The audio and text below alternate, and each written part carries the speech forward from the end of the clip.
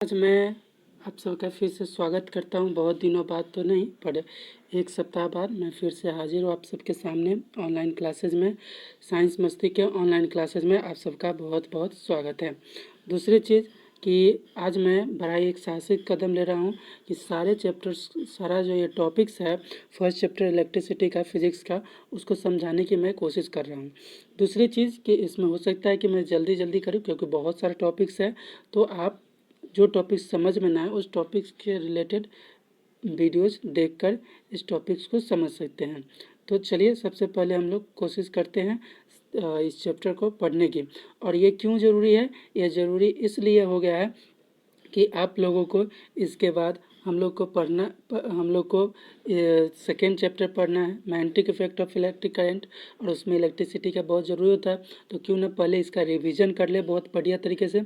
Revision कर लेने के बाद इसका मैं डिस्क्रिप्शन में ही लिंक दे दूँगा। उसका मैंने जो एनसीईआरटी में जो क्वेश्चन थे उसको बनाया है, बताया है। अब एनसीईआरटी का जो न्यूमेरिकल्स जो एक्सरसाइज है 18 क्वेश्चन है, उसको 3 वीडियोज़ में मैं रेगुलर डाल दूंगा, और तब जाकर हम लोग मैग्नेटिक इफेक्ट को शुरू कर देंगे। तो हुरहुलाने की ज़रूरत नहीं है, पढ़ाई ज़रूरी है। पढ़ाई कैसे भी करिए, अच्छे से करिए, ये बहुत ज़रूरी है। और इसी के लिए हमने ये काम किया है, और होप कि आपको वीडियो अच्छा लगे। ये चलिए, सबसे फर्स्ट चीज़ है कि आज हम लोग पढ़ रहे हैं इलेक्ट्रिसिटी। इलेक्ट्रिसिटी का मतलब ही होता है, electricity is a basic part of our nature. Electricity क्या है? अपना नेचर का बेसिक पार्ट है।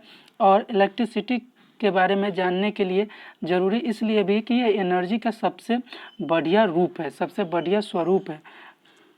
It is one of our most widely used form of energy. We use electricity virtually every minute of every day for।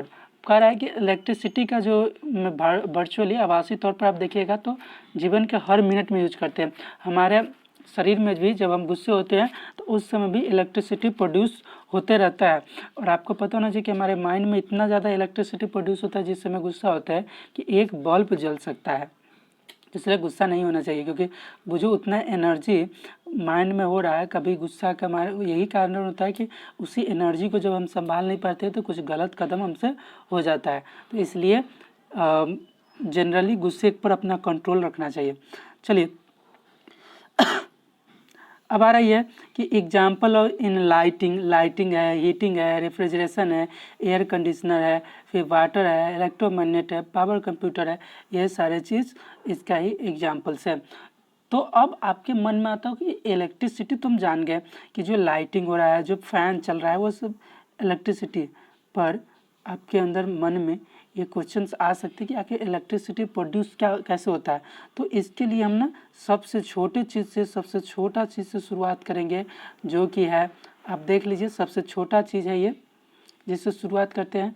आप जानते हैं universe पूरा जो है मेड ऑफ एटम है, एटम से मिलकर बना हुआ है। और एटम जो है, एटम से भी छोटा पार्टिकल्स होता है जिससे मिलकर एटम बना हुआ है, जिसका नाम है इलेक्ट्रॉन, प्रोटॉन, न्यूट्रॉन। और प्रोटॉन न्यूट्रॉन जो होता है एकदम स्थिर होता है, पर इलेक्ट्रॉन जो होता है अस्थिर होता है, हमेशा एक्साइटेड स्टेट में रहता है। इस कारण जब भी हम दो बॉडी को रब्ड करेंगे, दो बॉडी को अगर रब्ड कर रहे हैं, तो इससे क्या होगा कि इलेक्ट्रिक चार्ज प्रोड्यूस होता है। तो इलेक्ट्रिक चार्ज प्रोड्यूस करने के 3 तरीके, एक है रबिंग, एक है फ्रिक्शन, एक है रबिंग है, फ्रिक्शन है, उसके बाद आपका रबिंग फ्रिक्शन दोनों एक ही बात होता है। कंडक्शन ऑफ चार्ज है, इंडक्शन ऑफ चार्ज। अब बात यहाँ पे आती है कि चार्ज का मतलब क्या हुआ। आप लोग समझने की कोशिश कीजिएगा कि जब हम इलेक्ट्रॉन को जानते हैं कि इलेक्ट्रॉन एक डिफरेंट एनर्जी के साथ मूव करते रहता है। अब इलेक्ट्रॉन उस डिफरेंट एनर्जी को तोड़कर किसी में जाएगा तो एनर्जी तो प्रोड्यूस होगा ही। अब उसी एनर्जी का हमें यूज करना रहता है, जिस एनर्जी का हम लोग यूज करके इलेक्ट्रिसिटी प्रोड्यूस कराते हैं। तो इलेक्ट्रिक चार्ज दो तरह के होते हैं इलेक्ट्रिक चार्ज दो तरह के होते हैं। एक ये हुआ कि अगर इलेक्ट्रिक चार्ज दो तरह के हुए, अगर किसी में से इलेक्ट्रॉन किसी दूसरे एटम में गया है तो उस पर पॉजिटिव चार्ज, और जिसमें गया है उस पर निगेटिव चार्ज, क्योंकि हमेशा देने वाला पॉजिटिव होता है और लेने वाला निगेटिव ही होता है। तो वही चीज़ है यहाँ पे, और इसके बारे में आप वीडियोज में भी देख सकते हैं। वीडियोज में बहुत अच्छे तरीके से बताया गया। फिर इलेक्ट्रिक चार्ज के बारे में आ गया है कि इलेक्ट्रिक चार्ज क्या है। इलेक्ट्रिक चार्ज है, when two body are rubbed with each other then electric charge produce, जो मैंने पहले ही बताया है। तो इलेक्ट्रिक चार्ज किस तरह से प्रोड्यूस होता है इसके बारे में भी हम लोग जान गए हैं। अब आता है यहाँ पे टॉपिक्स आ जाता है हमारा कि प्रॉपर्टी ऑफ चार्ज। तो charge is a fundamental particle, charge क्या है, एक फंडामेंटल पार्टिकल है एन एटम का। इट मे बी पॉजिटिव और निगेटिव, यह पॉजिटिव और निगेटिव कुछ भी हो सकता है। Like charges repel each other, like charges होते हैं रिपेल करते हैं एक दूसरे को, और unlike charges attract to each other. Charge is represented by Q, unit charge is represented by Q not. Quantization of charge है, क्वांटाइजेशन ऑफ चार्ज पढ़िए, the integer multiple of electric charge is called quantization of charge. उसके बाद आ जाता है topics हम लोग का conductor and insulator.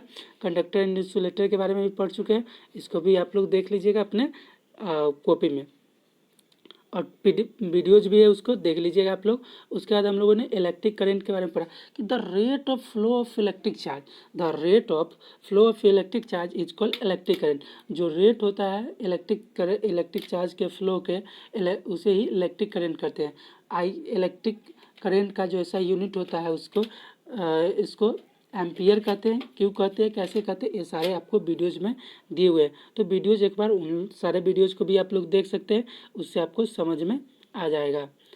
फिर भी अगर आप कहिए कि नहीं समझ में आया तो मैं इस पर दोबारा वीडियोज़ ज़रूर बनाऊंगा। इसके बाद आपको टॉपिक्स आते हैं पोटेंशियल डिफरेंस, इलेक्ट्रिक पोटेंशियल के बारे में पढ़ने का। आप ये भी टॉपिक्स को क्लियर किए हुए हैं। इसके बाद आता है डिफाइन 1 वोल्ट को डिफाइन करने वाला टॉपिक्स आता है, जिसके बारे में भी हम लोगों ने पढ़ा है। तब टॉपिक्स आ जाता है आपका cell and battery, cell and battery का भी टॉपिक्स को हमने पढ़ा है, बहुत अच्छे तरीके से पढ़ा है सेल एंड बैटरी का, उसका भी वीडियोज आपको मिल जाएगा। मैं ना आपको शेयर ही कर दूंगा उसका प्लेलिस्ट।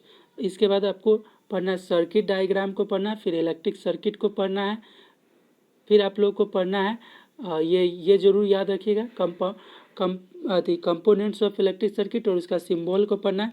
तो ये भी आप भूलिएगा मत, इसको भी याद रखिएगा हमेशा। इसके बाद आपका आता है ओम्स लॉ, इसको भी मत भूलिएगा, ओम्स लॉ भी बहुत ज़रूरी है। तब आता है रेसिस्टेंस, रेसिस्टिविटी, कंडक्टेंस, कंडक्टिविटी, जिसमें आपको रेसिस्टेंस के बारे में पढ़ना है, रेसिस्टिविटी के बारे में पढ़ना, पर कंडक्टेंस और कंडक्टिविटी के बारे में नहीं पढ़ना है। ये आपको बोनस के तौर पर मैंने इसको पढ़ाया हुआ है कि आपको उसका फ़ायदा ज़रूर हो, और बहुत फ़ायदा होगा आपका, तो आप ज़रूर इसको पढ़ें। ये मैं इसलिए बता रहा हूँ आज की आपको टॉपिक्स मालूम होने चाहिए कि किस किस को रिवीजन करना है। आप सभी रिवीजन करें, और एक टेस्ट होगा जो कि टेस्ट आपको अगले संडे को या सैटरडे को टेस्ट होगा, उसको आप ऑनलाइन भी दे सकते हैं।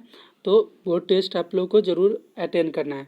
और इसके लिए ये जो आपका ये संडे नहीं, आने वाले संडे का इस संडे का मतलब अगले संडे में 2 वीक्स में होने वाला है, जो कि पूरा इलेक्ट्रिसिटी का होगा। All to all question and all to all question के साथ साथ आपका जो ये ऑल टू ऑल क्वेश्चन के साथ साथ आपका न्यूमेरिकल्स भी रहेगा, तो इसलिए मैं न्यूमेरिकल्स को भी बताने वाला हूँ।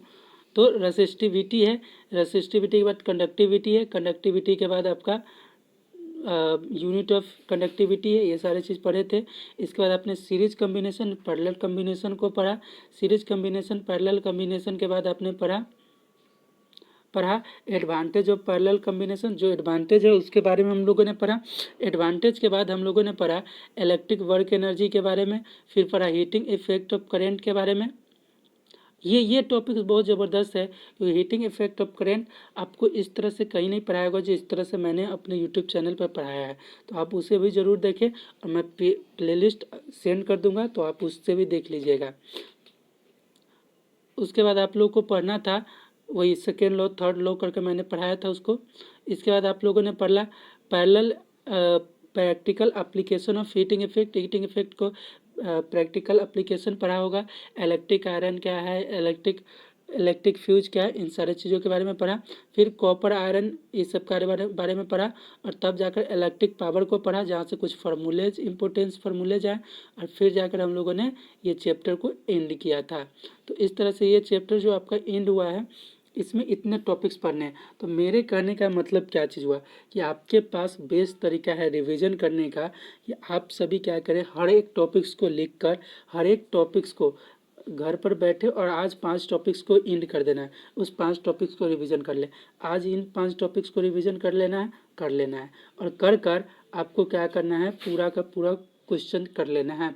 मैं जल्द ही 1-2 रोज़ में ही वीडियोज़ आपको डाल दूंगा जो कि न्यूमेरिकल्स का रहेगा, एनसीईआरटी के न्यूमेरिकल्स का भी आपको डाल दिया जाएगा। तो उस तरह से आप उसका एनसीईआरटी भी कर लीजिएगा। एनसीईआरटी का वो जो अंदर का पेज नंबर पर जो क्वेश्चन होते हैं उसको भी मैंने सॉल्व आउट कराया है, उसका भी वीडियोज आपको ज़रूर सेंड कर देंगे। तो इस तरह से आपको इस चैप्टर को पूरी तरह से कंप्लीट करना है और नेक्स्ट वीक से हम ज़रूर ही मैग्नेटिक इफेक्ट ऑनलाइन भी शुरू कर देंगे। तो होप आपको वीडियोज अच्छा लगा हो तो इसके बारे में ज़रूर बताएं।